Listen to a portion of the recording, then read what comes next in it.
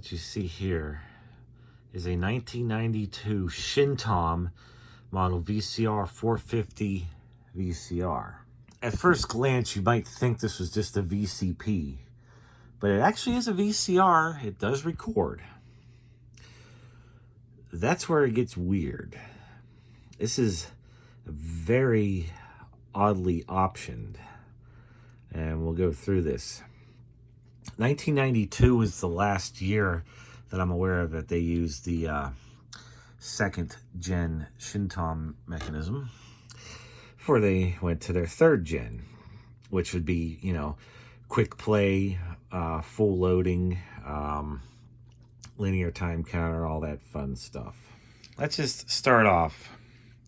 Some VCRs in the early 90s, like some Panasonics and some others, did start to go the route of ditching the VFD and putting this little indicator LEDs on the front and make a compact VCR chassis.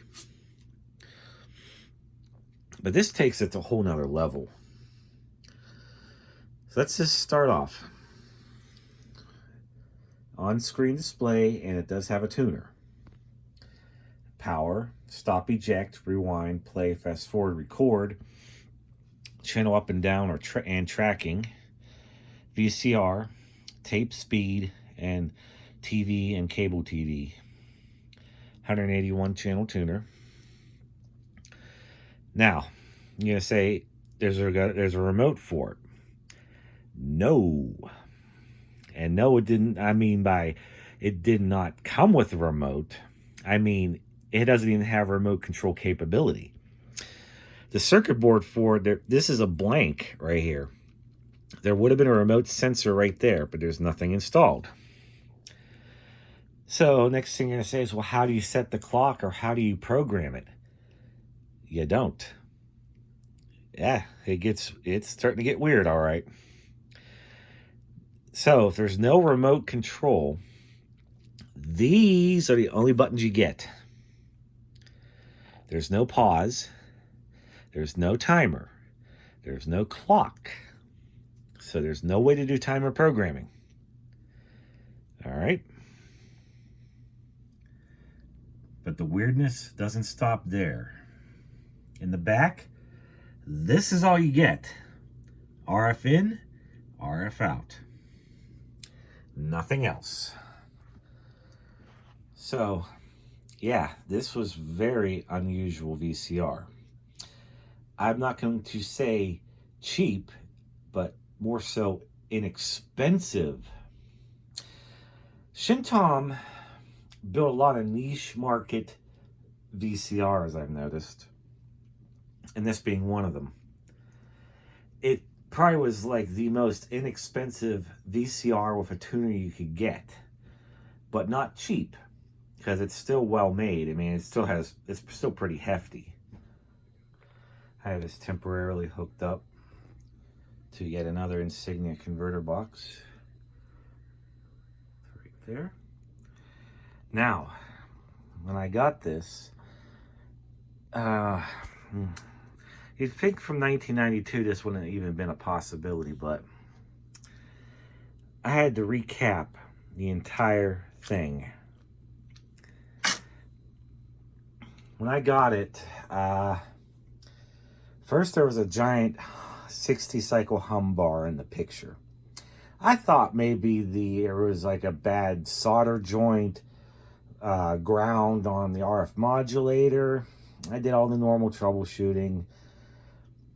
But I also noticed my voltages looked a bit off. So I checked the power supply. Every cap was bad. Then I got that working, but then the picture was just still totally messed up. Black and white or colored snow. It was just all bad. And as I went through, every single cap was bad. And the thing is, these are actually Matsushita. Every one of these is a Matsushita cap. Well, the power supply had Rubicons, but I don't know what happened. But, I mean, I'm talking ESR couldn't even be read by my meter. I thought by the 90s Panasonic fixed their cap issues. So, yeah, if you end up purchasing one of these, get ready to recap the thing. Luckily, there's not much to it, being it's a very stripped down machine, but still. And I haven't been able to find another one since.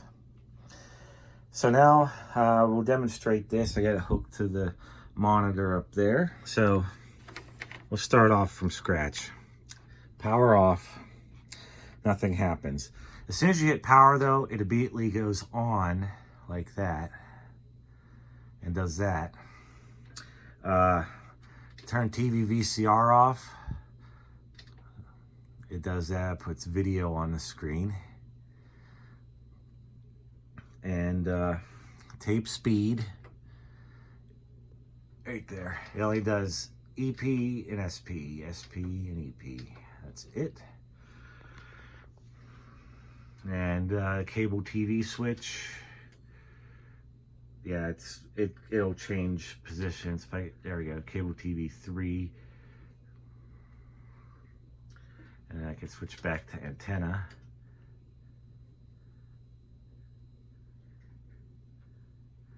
Also, sorry about the glaring light. Maybe I could, yeah, if I hold it off to the side, you could see it better. There we go. So, there's that. Otherwise, it just does blue screen. I wonder if it's like the 1990 model one, if it has the different channel number designation. No, it still does cable TV 126 instead of channel 1. Weird.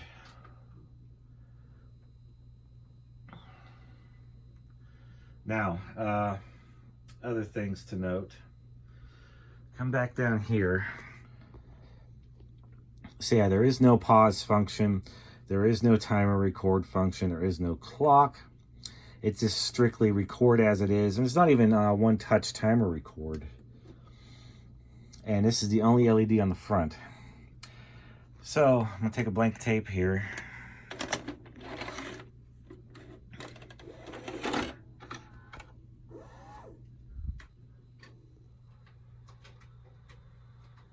Notice it has the blinking cassette light in the corner. Being that this was a 92 model, probably the crossover period to the 3rd gen Shintom mechanism, it still has to unwind the tape, unthread the tape to do fast forward and rewind. But it does do a quick play in that it will load the tape and get it ready. As you can hear, the head drum is spinning. So if I were to hit play, I just recorded that off the air. So, and then if you hit stop, it still leaves the tape threaded and spinning. But as soon as I hit rewind,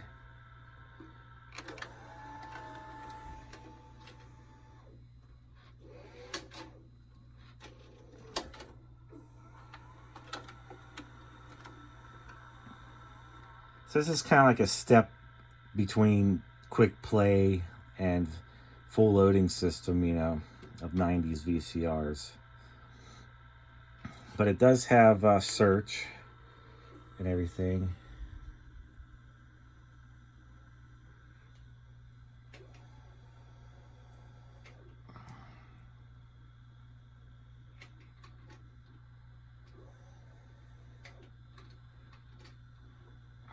A typical 2-head unit. So let's do this. I'm going to rewind to the beginning.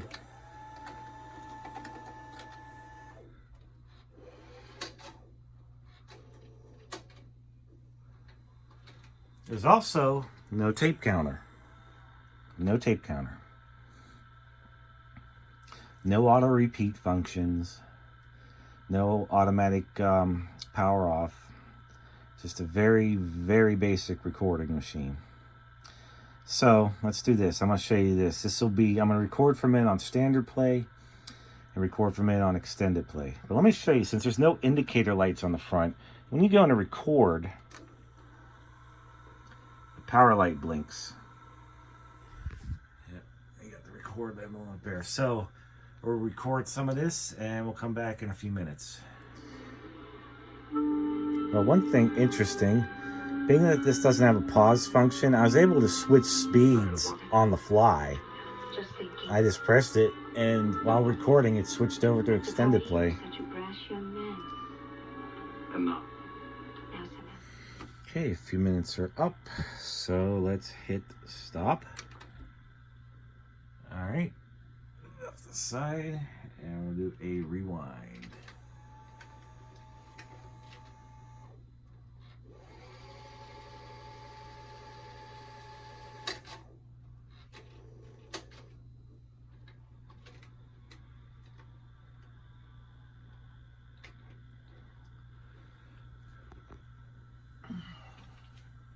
Father here tonight, personally. I'm sorry, Captain Kirk. He has a rigid rule about that. He never sees anyone personally, and he never attends parties. An actor turning away his admirers. Very unusual. Comedian is a most unusual man. You saw Macbeth? It's my father. When? Then I'll talk to Lady Macbeth. So, Captain of the Enterprise. Interesting. Certainly. Lady Macbeth. Interesting. What's your next move? We play 2 performances at Benicia. If the Astral Queen can get us there. She's a good ship. Thank you. You were very impressive with Lady Macbeth. Thank you. Here's rewind search. Typical 2-head machine. Forward search. It does have digital tracking, but it's not automatic, it's manual. So right now it's just in the center basically. So am I. You ready to overstay welcome? Exactly. Why not? Alright, so this is what extended play search looks like, which is what you'd expect on a 2-head VHS. It being more optimized for the slower speeds. Can't have it the other way around anyways.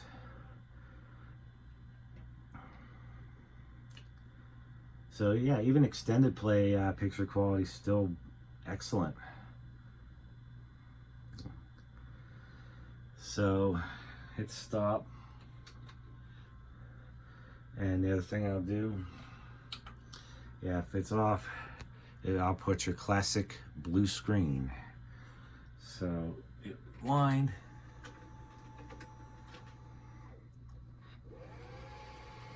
I always do love the blue screens on VCRs. And when you eject the tape, it'll do that.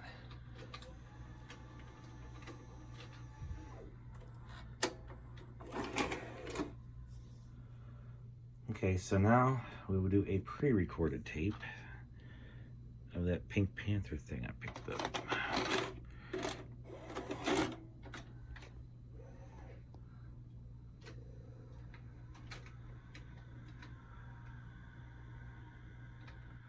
Tape loaded, but no autoplay, so I gotta reach down and play.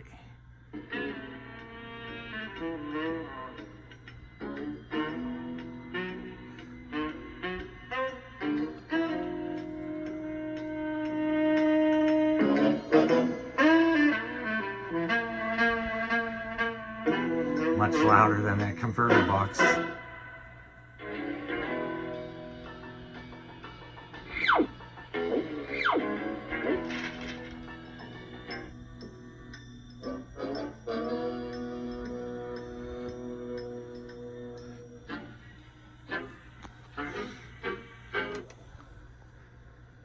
Actually does a bit better with pre-recorded tapes on search functions.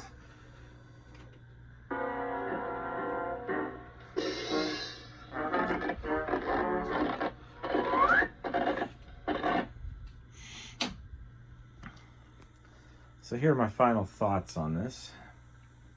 Very, very basic machine. At least it records. It's not just a player only. And it does have on-screen display, as you saw. Picture quality and audio quality is definitely comparable to the 1990 VCR450 Shintom I did a video on. And I can't find any information on this unit either. This is an eBay score for very cheap, in fact. And as I said, probably in its original lifetime wasn't a problem, but every single black Matsushita cap was bad. I mean, you couldn't even watch it. Everything was wrong with it. So now we're going to stop the tape.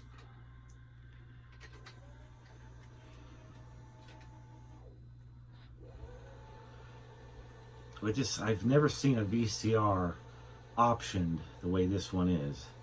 I don't even know what this thing would have cost. I mean, it would have been very, very cheap. I know that. But hey, the rest of it's well made. Still has a good linear power supply in it.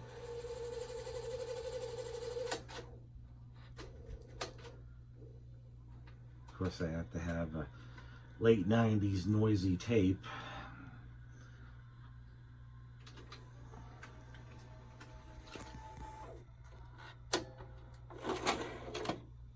Go. Demonstration of this very unique VCR. So thanks for watching, and hit like and subscribe. Special shout out and thanks to Liz and Maddie, our superstar patrons.